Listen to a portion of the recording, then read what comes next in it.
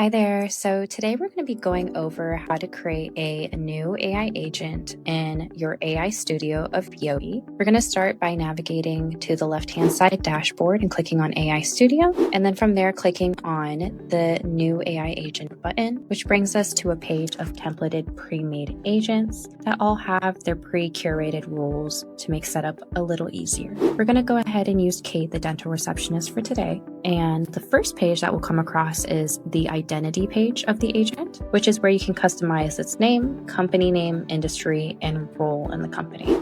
On the following page, we'll have the voice instructions for the agent, which includes the greeting that the agent will use at the beginning of each call, voice style, language preferences, and time zone. And then on the very bottom, we'll find the personality toggles for the agent. So for today's purposes, I'm going to go ahead and use friendly, creative, and cheerful.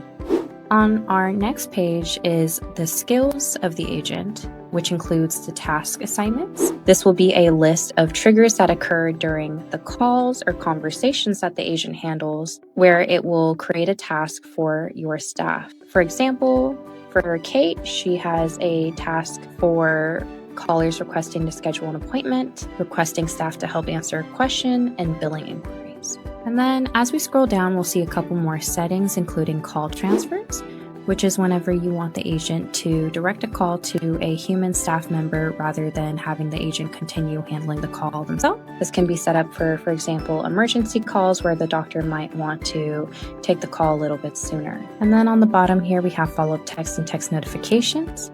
Please note that in order to do any texting with Yobi, 10 DLC verification is required. Now, on the following page, we'll come across the agent's instructions. We consider this the brain of the agent. It tells the agent how to handle conversations, what information to take, how to respond, and any information you might have about your business. Below that, we'll find the additional voice instructions, which simply teach the agent how to pronounce certain things or how to conversate certain things.